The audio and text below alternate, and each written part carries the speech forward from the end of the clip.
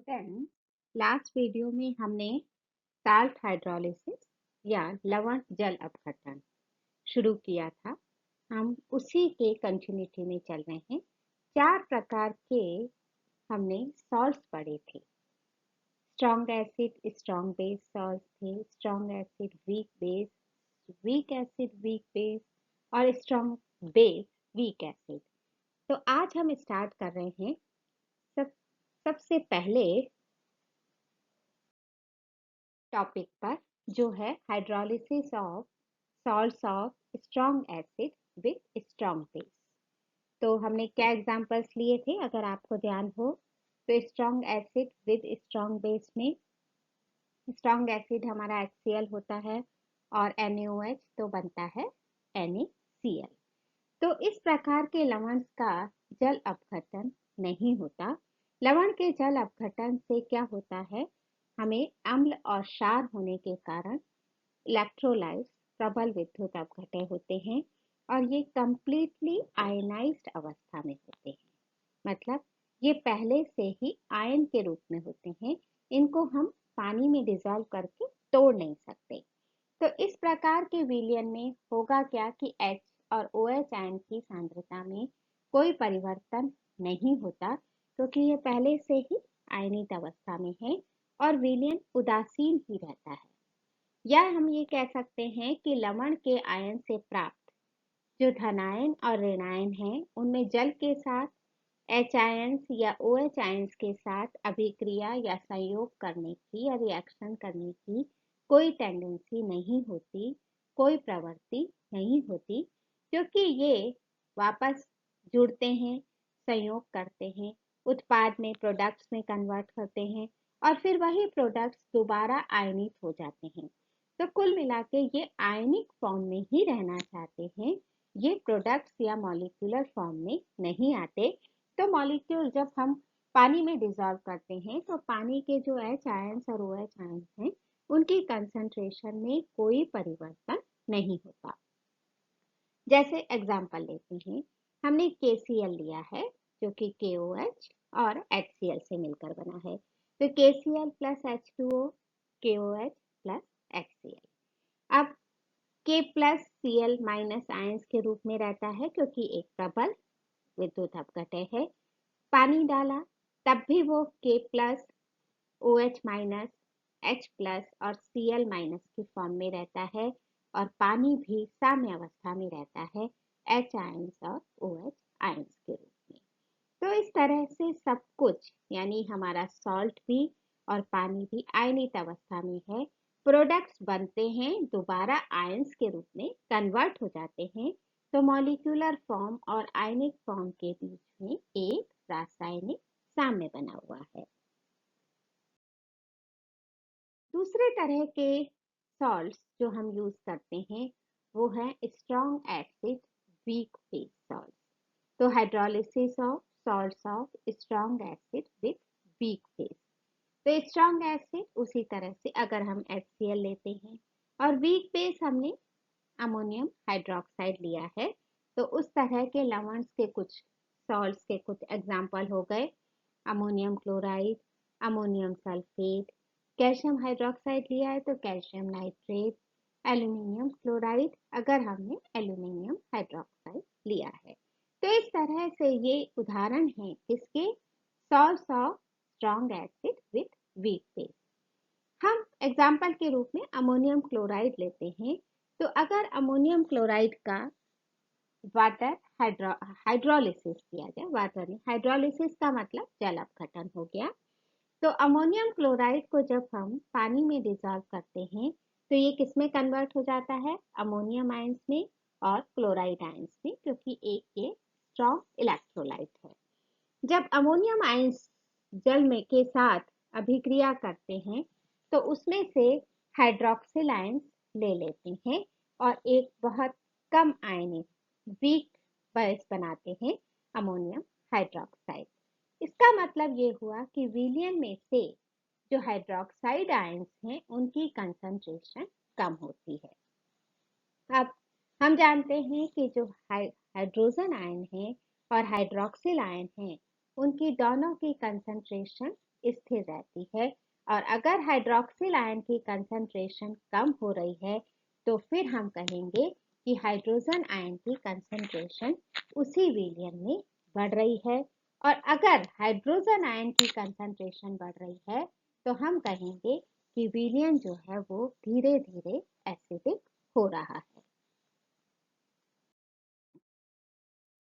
अब जो है इसका मतलब ये हुआ कि अगर हम स्ट्रॉन्ग एसिड और वीक बेस से बने हुए सॉल्ट का हाइड्रोलिसिस करते हैं तो हमारा विलयन एसिडिक हो जाता है। अमोनियम क्लोराइड के हाइड्रोलिसिस को हम दूसरी तरह भी लिख सकते हैं, जैसे ammonium chloride plus water, water को हमने लिखा HOH। इन इक्विलिब्रियम साम्य अवस्था में है अमोनियम हाइड्रोक्साइड प्लस HCl के। अब हम देख सकते हैं कि इसमें अमोनियम क्लोराइड जो है वो एक प्रबल विद्युत अपघटन है, स्ट्रॉन्ग इलेक्ट्रोलाइट है, तो वो आयनित अवस्था में रहता है NH4 प्लस Cl माइनस की फॉर्म में प्लस HOH। पानी उदासीन है, वो बहुत कम आयोनाइज्ड रहता है और वो मॉलिक्यूलर फॉर्म में ही रहेगा। ये इक्विलिब्रियम में है ammonium plus ions hydroxyl ion से कनेक्ट होकर एक वीक बेस बना लेते हैं NH4OH जो मॉलिक्यूलर फॉर्म में आ गया, और अब रहते हैं H प्लस आयंस और Cl माइनस आयन। तो अमोनियम क्लोराइड और HCl ये पूर्णतः आयनाइज्ड कंडीशंस में है और अमोनियम आयंस जो है वो हाइड्रोक्सिल आयन के साथ जुड़कर अमोनियम हाइड्रोक्साइड बनाकर पानी और निकल रहा है। तो इस तरह से पॉजिटिव आयंस की कंसंट्रेशन बढ़ रही है, या हम कहें कि इस तरह के सॉल्ट्स में जो पॉजिटिव आयन है उसी का हाइड्रोलिसिस हो रहा है। और जब क्योंकि पॉजिटिव आयन का हाइड्रोलिसिस हो रहा है क्योंकि NH4 प्लस आयन पानी से जुड़ रहा है तो ये पॉजिटिव आयन का हाइड्रोलिसिस हुआ। इसको हम कैटायनिक या धन आयनिक जल अपघटन भी कहते हैं। तो कैटायनिक हाइड्रोलिसिस या धन आयनिक हाइड्रोलिसिस क्या हुआ? ऐसे लवण जिनके सिर्फ धनायन या पॉजिटिव आयन का ही हाइड्रोलिसिस हो रहा है, फॉर एग्जाम्पल अमोनियम क्लोराइड का। ठीक है, अब हम आ रहे हैं से कि अगर हम स्ट्रॉन्ग एसिड और वीक बेस से बने हुए सॉल्ट का हाइड्रोलिसिस कांस्टेंट जल अपघटन स्थिरांक KH, दुर्बल क्षार के आयनन स्थिरांक KH और जल के आयनिक गुणांक स्थिरांक KW के बीच एक संबंध निकालें। तो हम किस किस के बीच में संबंध निकाल रहे हैं? एक तो सॉल्ट के हाइड्रोलिसिस कांस्टेंट KH, एक वीक बेस के आयनाइजेशन कांस्टेंट KB और जल का आयनिक प्रोडक्ट KW। तो relation between KH, KB and KW हमने क्या लिखा है? वीक बेस और स्ट्रॉन्ग एसिड। तो स्ट्रॉन्ग एसिड हो गया Ba प्लस HOH, तो बन गया BOH प्लस HA।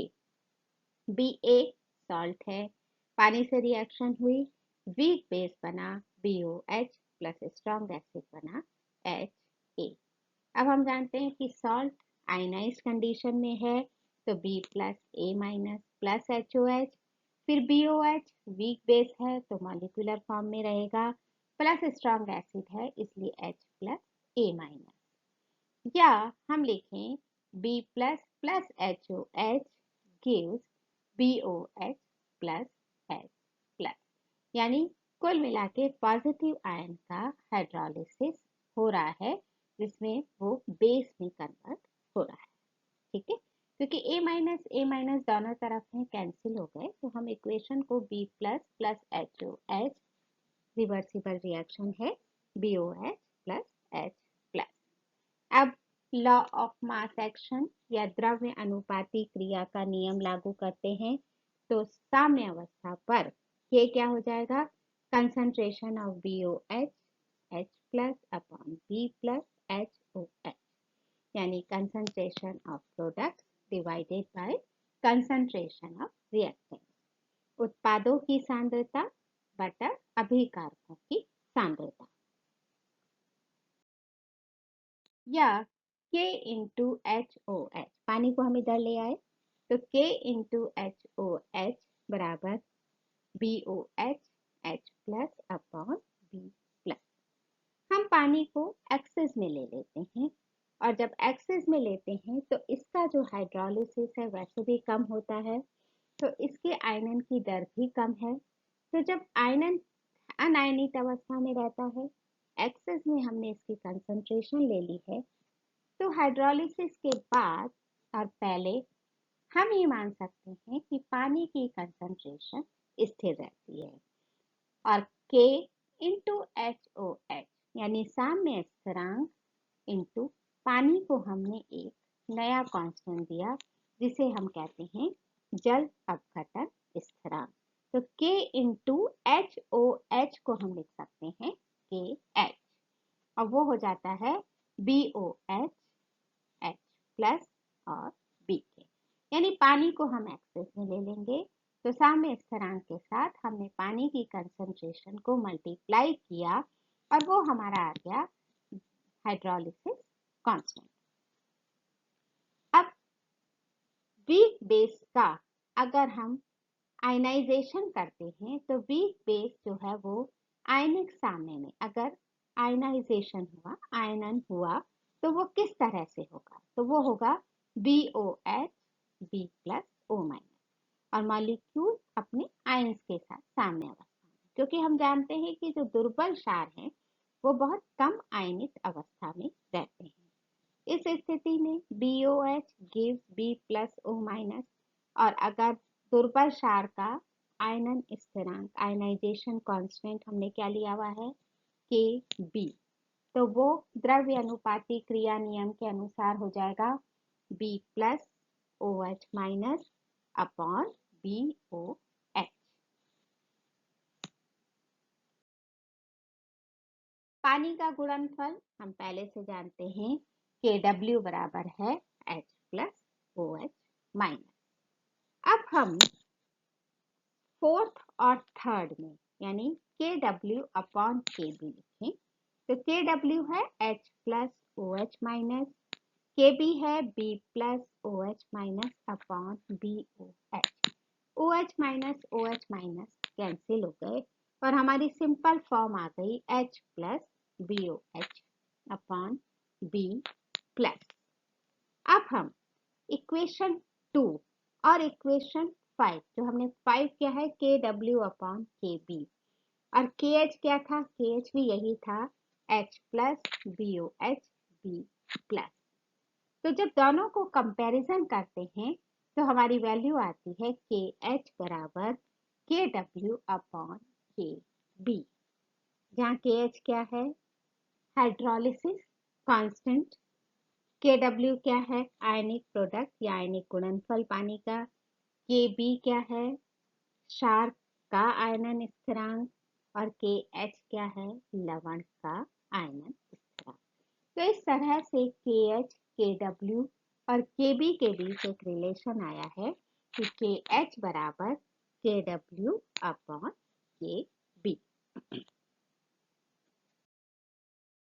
तो जो पिछला रिलेशन है KH बराबर KW अपॉन KB, उससे हम क्या निकाल सकते हैं कि जो क्षार के दुर्बल होने पर वीक बेस लिया है तो जल अपघटन स्थिरांक यानी हाइड्रोलिसिस कांस्टेंट KH का मान धीरे धीरे बढ़ता है क्योंकि क्षार जो है वो वीक है, तो KB का मान कम होता जाता है, KW का मान स्थिर है, तो KW अपॉन KB का मान क्या होगा स्थिर रहेगा और उस स्थिति में हाइड्रोलिसिस कांस्टेंट का मान अगर हम वीक बेस लेते हैं तो KH की वैल्यू बढ़ती है।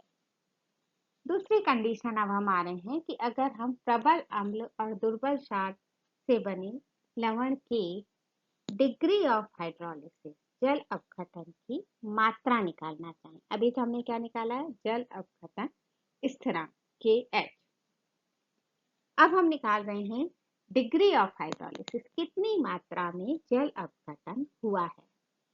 तो हम फर्स्ट ईयर में काइनेटिक्स पढ़ते हैं और काइनेटिक्स में हम फर्स्ट ऑर्डर, प्रथम कोटि, द्वितीय कोटि, शून्य कोटि की अभिक्रियाएं पढ़ते हैं।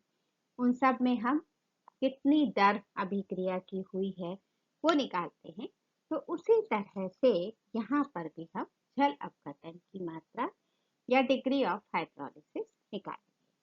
सपोज करते हैं कि इनिशियल स्टेज में जब कुछ नहीं हुआ है, ठीक है, T0 है, तो उस वक्त लवण का 1 ग्राम मोल पर लीटर है। विलियन में कितना लिया है हमने? 1 ग्राम मोल। तो B प्लस जो है वो 1 ग्राम मोल है और पानी एक्सेस में लिया है, इसलिए पानी की कंसंट्रेशन पर हमें ध्यान नहीं देना है। और उस वक्त लवण के जो जल अपघटन की मात्रा है वो H है। अब इसका जल अपघटन करने पर पूर्व और जल अपघटन के बाद हम उसको कैसे लिख सकते हैं? जब इनिशियली 1 है तो प्रोडक्ट 0 है। फिर आफ्टर टाइम T, कुछ समय बाद जल अपघटन की मात्रा कितनी है? H। तो प्रोडक्ट बना H और H, तो यहाँ हो गया 1 माइनस H। कुल आयतन कितना है? V litre. 1 ग्राम मोल कितने में डिजोल्व है? V में। तो हम लिख देंगे 1 minus H upon V, H upon V, H upon V। तो जल अपघटन के बाद सांद्रता क्या आ गई? H upon V, H upon V, और वो आ गई 1 माइनस H अपॉन V। तो अब 1 अपॉन V को हम क्या लिख सकते हैं? C, कंसंट्रेशन की फॉर्म में। तो 1 माइनस H इंटू C बराबर HC। C, C क्या है? लवण की या सॉल्ट की सांद्रता है, ग्राम मोल पर लीटर। अब हम जानते हैं, हमने जो हाइड्रोलिसिस कांस्टेंट निकाला था कि H बराबर किसके बराबर है? BOH, H प्लस और B प्लस के। तो BOH यानी सॉल्ट की कंसंट्रेशन वो कितनी है? HC। H आयन की कंसंट्रेशन कितनी है? HC अपॉन B प्लस की कंसंट्रेशन कितनी है जो हमने इनिशियली लिया है?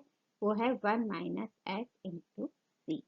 एक C कैंसिल हुआ और बहुत सिंपल मैनर में क्या आया? H square C upon 1 minus H। तो ये आया KH, ठीक है। KH किसके बराबर आ गया है? H square C upon 1 minus H।